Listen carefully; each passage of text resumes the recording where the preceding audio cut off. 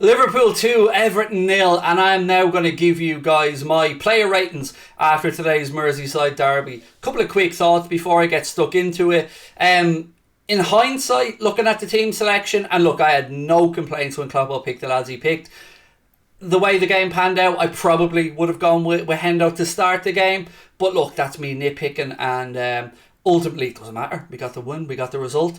Before I get stuck into my player ratings, and again, I'd love to know your opinion in the comment section. So if you agree or disagree with the ratings I'm going to give the players, and bear in mind, I haven't had a chance to watch this game back yet. I'm working off memory for this, so do let me know your thoughts on everything I'm about to speak about. And as you can see, we are being brought to you today with thanks to our friends. All the matchday content today have been brought to you with thanks to our friends at the OneFootball app. You can download the OneFootball app entirely free with the link in the description below.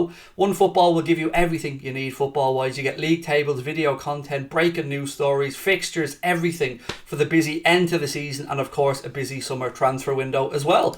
Right, let's start out with ALISSON. He gets 10, and let me tell you why he gets 10. He gets 10 because of the shithousery towards Jordan Pickford at the end of the game. That's why he gets a 10 from me today. You could give him a 10 because he kept a clean sheet. You could give him a 10 because he's ALISSON, he's magnificent, just look at him.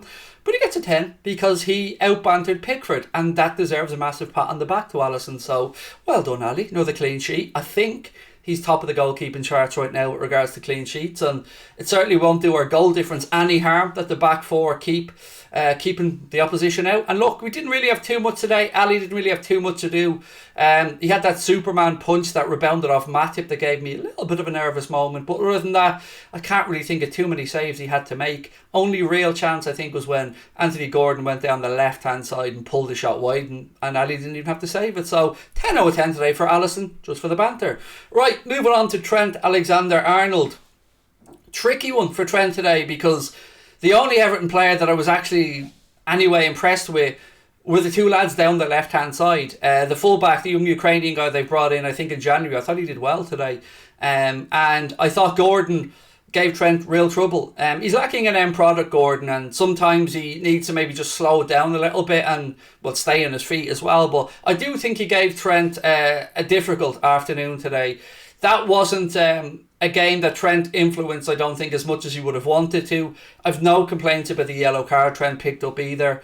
He may not have actually made contact with the player, but I think it was the fact that the player had to jump above the challenge to stop the contact. So no issues about the yellow Trent got. Solid 7 for Trent. Not his greatest performance, not his worst performance, but again, he got through it. He's ready for Villarreal, and that's good enough for me. Moving across to his teammate on the opposite side, Andy Robertson. If ever there was a man I wanted to score a goal in the derby, outside of our Lord and Saviour Divock, of course, it's Andy Robertson, and the release of emotion from Robbo when he got that goal. And sometimes Robbo has pot shots and they don't work out too well. But today he snuck in at the far post, did what you want him to do with that header, headed back where it came from, back across the goal. Pickford jumped past it, was in the net, and Robbo wheels away in celebration. Other than that, I still have the same critiquing of Robbo that I always have. Sometimes I'd like to see him try and take on his man a bit more. I understand that maybe it's under instruction from Klopp, because if he goes around the outside, he gets dispossessed, we're exposed, they could counter. I get that. I just feel when you're playing a team like Everton are, and the way they played today, we're not going to get space in behind. We're going to have to try and force the space in behind. So today, I would have liked him to have gone around the outside. I remember one time he did it in the first half, and I think he pulled it back down to Jota, who got a strike away. And at least we tried to force something. So look, Andy Robertson today, because of his goal, gets himself an 8.5 out of 10 from me. Moving to the centre-backs, I thought Virgil van Dijk and Joel Matip lived well with the shithousery that they were trying today. Richarlison was going down if a gust of wind blew past them. He was going down heading his own clearances, actually. So it was a difficult game for them today. They had to get it right because they knew any touch in the box from on an Everton player, they were going to go down, as we've seen with Gordon on many occasions.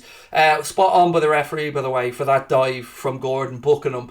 And I have to say, initially, I looked at it and I thought, this could be trouble, But no, ref got it spot on. So both of our centre-backs today, look, it wasn't the hardest game they'll ever have. I certainly expect them to have a tougher time against Villarreal on Wednesday.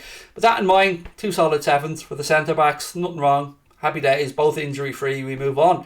Now into midfield. This is where I'm struggling today, because I don't think we it's hard to say wrestled control because we had control of the game. I mean, we had a 91% possession or something like that, but it was a difficult game for the midfields to impact today. You know, Fabinho's never going to be really a creative spark in midfield. He's there to mop up, break up play, and he did all of those things well. So maybe 6.5 with Fabinho, not because he played badly, just because I don't think it was a game he really needed or could do anything exceptional in. I hope that makes sense, by the way. It's not that I think he played bad, I just don't think he was... I think he was a luxury in the midfield today. I mean, there wasn't much defending to be done from our side, particularly with counter-attacks. There was only a handful of counter-attacks early doors that I could really think of. So look, I'll give him a 6.5, but not because he played bad, because I don't think there was much for him to do. Thiago, he'll have better games for Liverpool, but then again, these are the games that we hope Thiago can pick a lock in. It's very difficult when you're picking up the ball and every Everton player is facing you. Like, there's no space between the lines for Thiago to pick out a teammate in because Everton were so compact with the back four and the midfield four. There was at most 5-10 yards between them a lot of the time, so Thiago was being forced to look into wide areas or try to force something to happen. Couldn't quite make it happen, but that's okay. He'll make that magic happen on other occasions, and once we got the breakthrough, it was all good again today. So 7 for Thiago, and that's a Thiago 7, by the way. It's probably a normal human 8, but for Thiago I'm going to give him a 7 because I think I would have liked to have seen him maybe 10 yards further up the pitch, particularly when it became apparent that Everton weren't going to be much of an attacking threat. I didn't think we need to have 2 men Marshall in midfield. I would have liked to have seen him pushed forward as maybe more of a fourth attacker, if that makes any sense. Keida's the one today that I actually think that game didn't suit. So Naby Keida's strengths are at winning the ball back high up the pitch, are at finding space between the lines, and are at trying to force things to happen by exploiting that space and bursting into the penalty area. There was no space for him to exploit today. And in hindsight, and look, hindsight's vision's 2020, isn't it? I probably would have gone with the captain today in midfield. So again, I'm going to give Naby Keita a 6.5, but it's not because I think he was particularly poor. I just don't think it was a game that he could show exactly what he was about today. So if that seems a little bit harsh, again, it's just because there wasn't really too much for our midfield to have to do today. It was mainly us just trying to create and find a way through. Moving into the front line, Mohamed Salah, first half, it was a bit frustrating for Mo. He was always willing right hand side. He picks up the ball, he looks, he cuts inside, and he was trying to play a lot of 1-2s that just weren't coming off or were easily read by the Everton defence, who had 2 people blocking Mo on most of the occasions. Second half, he found a lot more space, and you could see that he impacted the game more. His assist for Robbo was a great ball in, and he started to have more influence on the game as it became a bit more stretched. So 7.5 for Mohamed Salah today. You know, didn't get a goal, but he absolutely contributed to the win. And look, he won't score every week, but you know, he can be very happy, I think, with his contribution today. Through the centre, I'm going to go Sadio Mane through the centre, because that's where he played most of the game. Sadio Mane, again, difficult one to gauge, probably a 6.5. Again, centrally today wasn't really a game that Mane's attributes were suited to. You know, I think the game passed him by a bit today. But again, I don't think it was necessarily his fault because he didn't play poorly. We just couldn't get him involved in the game enough centrally, and you could see he was dropping deeper at times to try and pick it up and link up with Naby Keita or Thiago. And look, it's okay. Give him a 7. We all move on. You know, nobody's killed, nobody's died here. We're all good. But the one today that I was actually a bit disappointed with, and I was surprised he was kept on till the end, was Diogo Jota. Couple of occasions he did get the ball in and around the penalty area, and I don't know about Jota. I don't know if Paddy's gotten into my head about this, or if I actually think it's right. But as a goal scorer, phenomenal. But I feel like if Jota has time to think, his decision making needs to be worked on yet. And he's 25 years of age. He's not the finished product, and nor should he be. But I think I didn't like him on the left. So I'd rather see Jota play centrally or not play.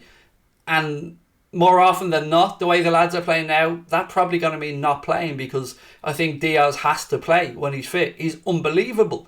I mean, I could go through the subs. I don't really usually do it. But Diaz, I did think, and Henderson impacted the game when they came on. Henderson had a couple of tasty challenges, actually, on him. The one from Richarlison was extremely petulant, but I expect nothing less from that pigeon-chested little fool. I would have sent him off for that personally. People might think that I'm being petulant, but it was a kick out, and it was done with nothing other than to an injured opposition player. So I thought Hendo coped well with that when he came on. Glad to see he didn't get injured. So give Hendo a 7. Diaz given him an 8 because he impacted the game hugely when he came on. And you want your manager's substitutions to take effect, and they did that today. And assist as well for him for Divock Origi's goal with some beautiful control and a beautiful piece of movement as well from Luis Diaz. So well done to him. And lastly, Divock Origi. I'm sure I've missed a substitution or two, but Divock Origi, I mean, I wanted to leave Div till the end because I want to just do a special minute or two on Divock Origi. Often at times as Liverpool fans we can gloss over stuff, or we can forget about things because we're so fortunate that we get to see a lot of amazing moments on a football pitch. But if you think back over the last 4, 5, 6 years of this football club and those big moments in big games, Divock's been at the centre of so many of them.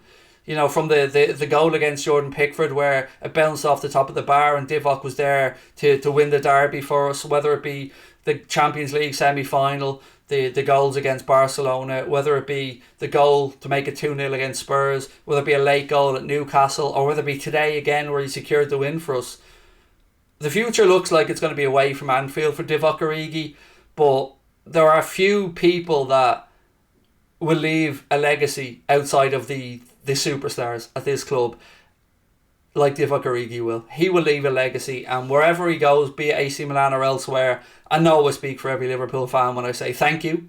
Thank you for the moments, thank you for the smiles, thank you for everything, because he's been an absolute superstar for this club in those big moments. And football is just that at times, a bunch of moments, and Divock, he loves a moment. He loves to show up, and whatever happens to Divock, he's going to go down as a Liverpool cult hero, and rightly so. Look, my friends, that brings to an end my player rating. So again, let me know what you think of everything I've spoken about. Disagree with me on any of the player ratings, happily let me know in the chat. Now bear in mind I haven't watched the game back yet, so I am just working off memory, so I'm sure there's a couple of things I missed out on, which I'm going to read through and see what you guys say in the comment section. Drop a like on the video as well. Don't forget, if you haven't hit that subscribe button, please do that for me as well as we push on towards 140k. And thank you once again to our sponsors, the OneFootball app. You'll find the link for them in the description of the stream below. It is entirely free. Download it. You can thank me later.